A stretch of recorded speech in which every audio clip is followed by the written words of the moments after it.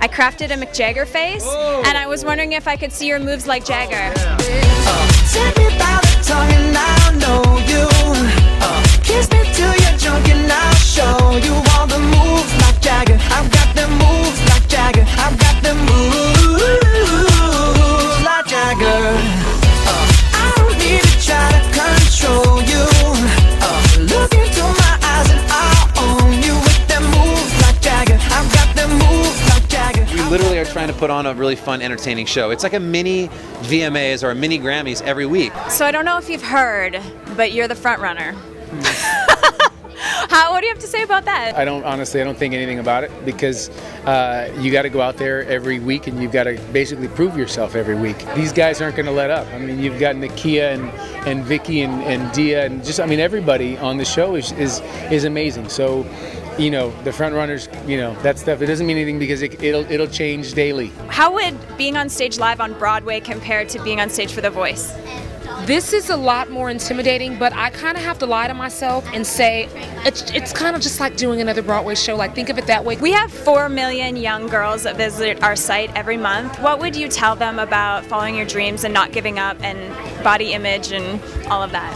You know, what I would say to young girls is that, I mean, they're the reason that I'm doing this, because I know what it's like to be told that you're not enough, that you're not pretty enough, that you're not thin enough, that you're not enough. And I want young girls to look in the mirror and know that they're enough. And they don't have to look like Barbie. They don't have to have hair weaved all down their backs.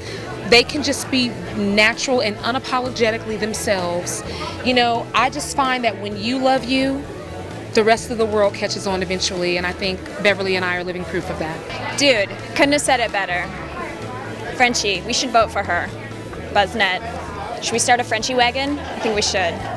I listen to people that when I walk into the gas station and buy a bag of Cheetos that come up to me and they're like, "Hey man, are you Blake Shelton?" It's like, "Yeah."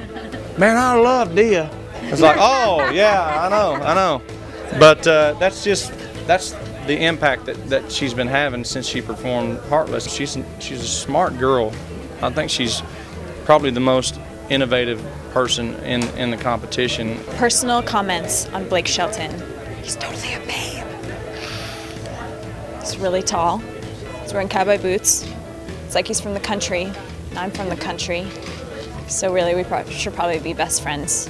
Talk to me about your fashion. You have the best fashion. Where are you getting your clothes? A lot of these dresses I'm getting from vintage stores, which is really funny. I was talking to the people who help us with wardrobe and stuff, and they said everything from the 1920s or 1940s fits you. And I was like, So you don't look like a typical heartthrob.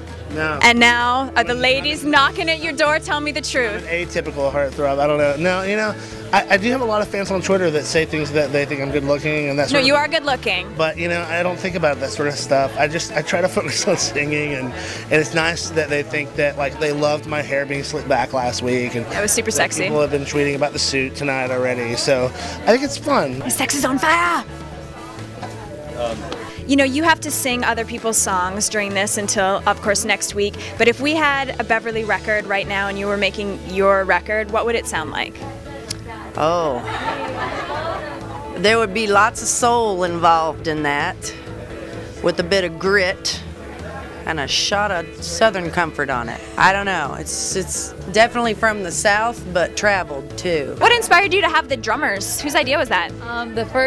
Right when I got the song, I ran around my hotel room pretending I was playing the drums. I mean, it's just that's what you think about when you're hearing that song. And right when I met with the choreographer, that's the first thing she said. She's like, "I've got drummers," and I was like, and the only thing I said, I was like, "Can I play drums too?" And she was like, You want to do drums too? I was like, yeah. She's like, yes, if you can do it. I was like, okay, great. And you also have awesome hair. I'm sure everyone's talking about it. Did you do that yourself? Yeah, I did that. It took me 5 minutes. No, right? Yeah, right. So guys, that's it for this week. I feel like Operation Moves Like Jagger was a success. We've got Blake to do it. Yay! So we're going to be here every single week for the rest of the Voice shows, and you can keep coming back to Buzznet, and make sure to follow me on Twitter at Keltie Colleen, and that's all I have to say about that. Woo! She's